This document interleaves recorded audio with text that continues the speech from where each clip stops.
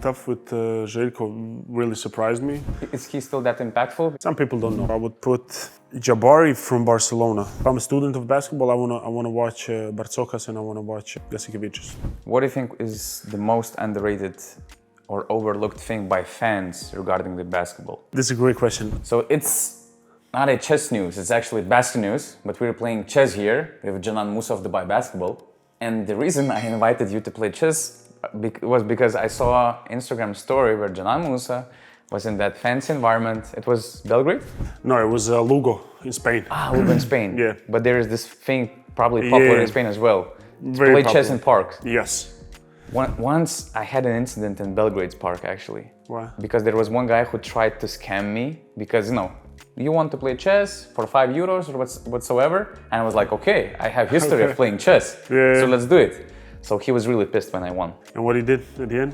He was complaining in Serbian because at some point when he thought that he was about to win that game, I was really into the board. Like I didn't make a move for 5 minutes. Yeah. And I turned the game around with that one move. And he was so pissed, he started cursing in Serbian. But there You was didn't crowd. understand, but you understood. Of course. I know. Yeah, there you go. I know There you go. But they also say that chess and basketball has something in common. But when I'm thinking about chess, I'm like, does that really look like chess at today's basketball?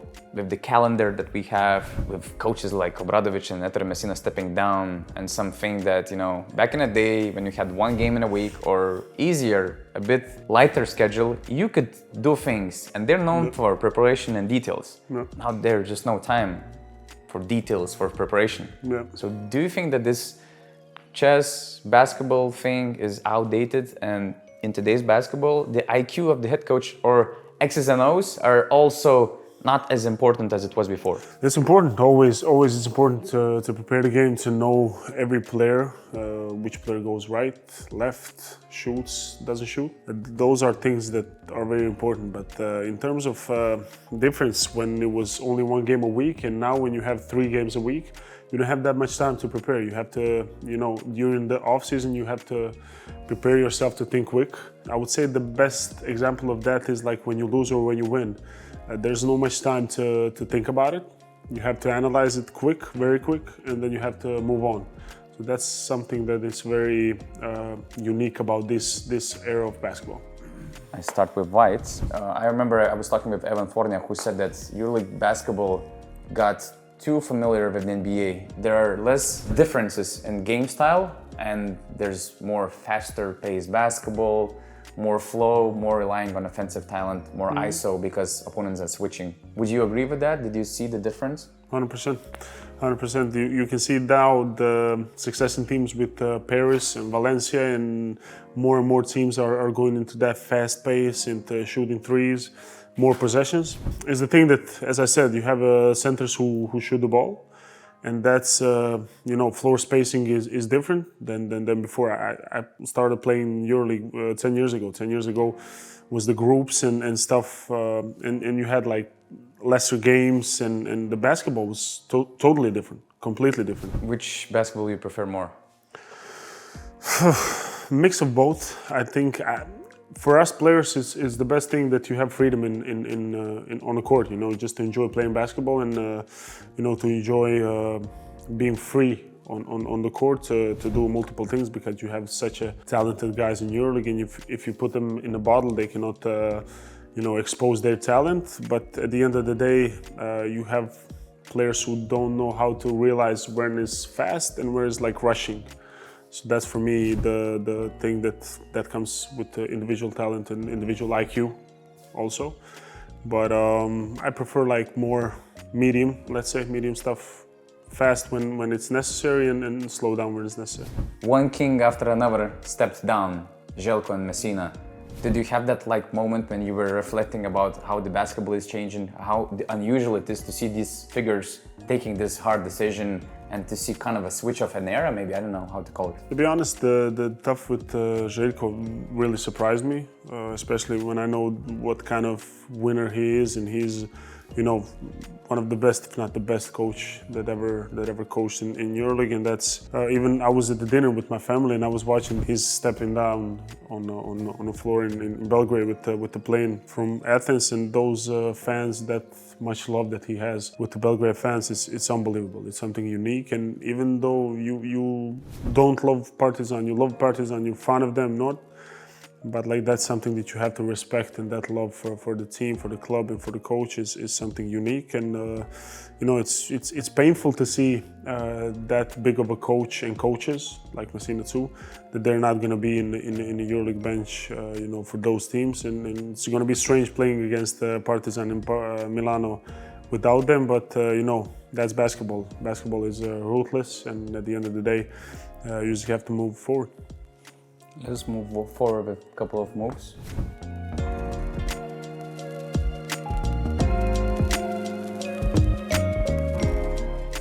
Let's say all these European coaching kings are down, and this EuroLeague is becoming what the NBA became, Players' League, and players are making decisions. Because in some NBA franchises, players are involved in the roster building. And now you're here, with your own idea how the player's mindset works. And let's say Dubai is not happy with the current standing situation in the EuroLeague, and you have to cut all the players and to bring the new team. Who are the 4 players you're bringing next to you to win the EuroLeague title? How you process the roster building? How would you build the roster coming from your player perspective? So it's like starting lineup? Yeah. Okay. Let's put one condition. Only one player from Dubai can be Only on one your player? team, Okay. including you and one So other Bake, guy. 2, 3, me and Bake. One would be Facu. One would be Facu because I played with him.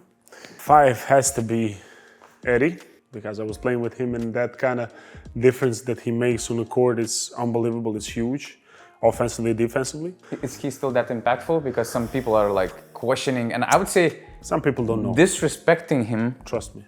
not actually understanding his value in the court. I've never played against guy. I was playing against him and I was playing with him. That opposing guys has such a respect towards to. And when they go to the basket, if Eddie is there, they're not going to shoot the ball. So it's like that kind of impact that you have on defense. It's respect, and everybody who doesn't respect that doesn't know basketball. And on the 4, I would put 4 is tough position, because some guys can play 3, 4. What kind of foreman you prefer? I prefer a shooter who is versatile, who can penetrate, and but he has to have a shot, because if you have Eddie down, we have me. We have Bake. We need another shooter who is gonna be able to switch, to do a lot of things. So I would put Jabari from Barcelona, from the times in Barcelona, when he was with such a confidence, with the style of playing. When he's in confidence, he's pretty much unstoppable, because we were playing against them with Real Madrid. Very tough guy to stop. What will be the main strength and weakness of this lineup? You have experience with Eddie, Facu, myself. We won EuroLeague together. You have a lot of talent with with everybody. You have rim protection, a leader on the point guard, which is very, very, very important in this kind of basketball, that you have somebody who will stop, as I said, not rush the basketball, who will stop. And Facu is mastering that. Weaknesses would be lack of maybe defense, but we would score like 120 points a game, so it would be... It's all about offense in today's basketball, I guess. I think that's normal, because you have so much talent, and that's why the defensive guys right now are very, very valuable, because nobody really are defensive minded these days. You have to play defense, but let's be honest, every player is thinking like, okay, let me score 2 points to say hi to my family, Yeah. That's every time like that. And usually when they look at the top earners in Europe or whatever it goes, NBA or whatever, it's mostly about scoring. Exactly. And if you're outstanding defensive player, you will get there, but that's very, very uncommon. Finish the sentence. The highest IQ player I've ever played with or against is? Sergio Rodriguez. Oh, makes sense. But let's say why? How would you explain that pick? First of all, he was with me when I was first season in Real Madrid, was playing 25-30 minutes, and I wanted to show everybody how good I am, because I came from Breogán, blah, blah, blah. And I had a couple of good games, MVP of the rounds, blah, blah, blah. And he said, "You're playing amazing. Which month it is now?" I I said, January, something like that. He said, just be careful that on a cup, Copa del Rey, you will not be so good. And he looked at me in the eye. I was like, why? He said, I saw many times this. The guys coming in the form, not temping their form, and they come in the cup, they're like exhausted. I was scoring like 21, 22 in EuroLeague, 15, 18, 17. Amazing January MVP, blah, blah, blah, everything. Came to the Copa del Rey, 4 points a game. Wow. Crazy. And he told me, I told you, like you gotta relax. You gotta relax. You gotta trust your process. You gotta know yourself, you know, and you have to know when you gotta push forward, when you gotta step down, when you gotta, you know. And from that point, the next season, I came in the Copa del Rey, amazing, Final Four, amazing. And I always remember those words that he said to me, like, you gotta know your body and you have to know who you are. And so right now I'm very grateful that I had those kind of players like him, like Sergio, like Rudy, who taught me how to be, you know, businessmen in basketball. The thing is, for me right now, I'm anxious to come back. Obviously, the injury that I had, and you know, I was brought here by the people here in Dubai, which they expect a lot from me. So that's something that I feel like I owe them, and that's bothering me. But I'm like, you know, putting my head down and working my ass off every day in the gym, every day with the physios, with the doctors. So I think I'm gonna be close to come back. But this injury also made me stronger than I was before, because it was unexpected. It was like some normal layup that I did. I fell down and it's already 2.5 months out. So I'm just grateful that the things are going better, and I hope that soon I will be again on the court. Looks like a serious chess game, you know? There you go. Now you. But at the end you have to beat me. Probably. But you have to. No, but you have to beat me, bro. If you're a basketball student and you have a night off to watch some EuroLeague game, which game you're switching on your TV to learn, to study, to get something new to your game? There's a lot of coaches, obviously Obradovic when he was in Partizan, but also I like how Olympiacos is playing. The best scenario would be Fenerbahce against Olympiacos. Those sets, the way how they move, the way how they play with each other, it's amazing. If I'm a student of basketball, I wanna watch Bartzokas and I wanna watch Jasikevičius. When I watch the game, how the offensive guys is going off the screens and how the defensive guy is chasing him.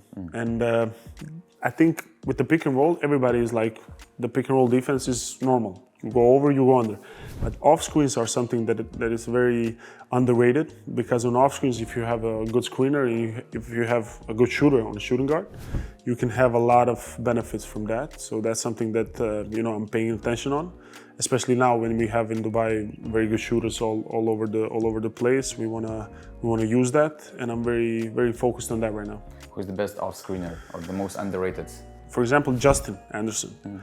Is unbelievable off screener. You have a lot of shooters who are off screeners. For example, Obst setting the good screens so he can stay alone. So that's something that is unbelievable. He's doing that because he wants to be a decoy, and at the end he's going out to shoot the ball. So that's very high IQ. When I say NBA IQ versus EuroLeague IQ, what comes to your mind? That's a tricky question, because everybody says that EuroLeague players are having a better IQ, blah, blah, blah. They have to know in NBA the court feels wider. It's more offensive talent and stuff. And I feel like the EuroLeague is catching up to NBA in every sense. But in general, you have IQ all over NBA, all over EuroLeague, and you cannot say, okay, in EuroLeague you have to have better IQ, okay, because it's packed paint, so you have to figure out the ways how to score. Over there is more one-on-one. If you beat them one-on-one, if you're athletic enough, I wouldn't underestimate the IQ of NBA too, and I feel like the EuroLeague and NBA are becoming very similar, and I think EuroLeague has a great project to continue. I like your approach, because usually we Europeans, we're flexing about how smart the basketball it is here in Europe, how smart we are as basketball players. But as you mentioned, as actually Trey Drexel also mentioned on our BasketNews show, that there's a different type of IQ in NBA, how to create space, how to create a mismatch. Exactly. It's a bit different. It doesn't involve team basketball as much. So for regular fans, it might look like, oh, They just play straight ISO and that's it. Exactly. But there are more things involved in that. What do you think is the most underrated or overlooked thing by fans regarding the basketball? This is a great question. I feel like nowadays everybody is commenting on basketball, which is okay. If I pay my ticket, if I'm gonna waste my time to be on television and watch the game, I have my right to express yourself. Exactly, express your feelings, express my anger, express my joy, whatever. We're still humans as a players. We have to be professionals, and the fans have every right to comment on us, to judge on their own. Depends obviously how the players will respond on that. Who's more experienced, who's not, who's handling the more pressure, who's not. But they have to realize we're only humans and we're trying our best, and we care about winning games more than them for sure.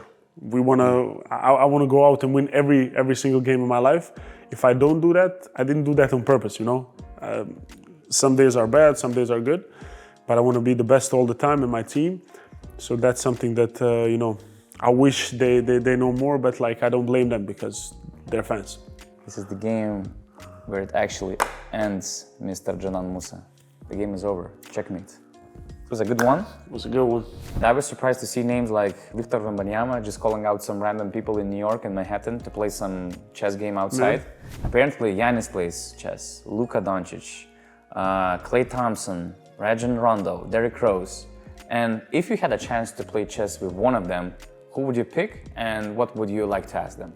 Oh, I would play Luka because we're friends and we would like we would just have fun. It wouldn't be about chess. We would just have fun. We wouldn't play. We wouldn't talk about chess. But like that's somebody who, you know, was my friend, and we would have a lot of more conversations, a lot of more themes to talk about than just chess. I bet that would be a good opponent, but I was happy. It was a pleasure for me to be your opponent today. Yes, sir. Appreciate it so much for this chess match. Thank you, my guy. Thank you.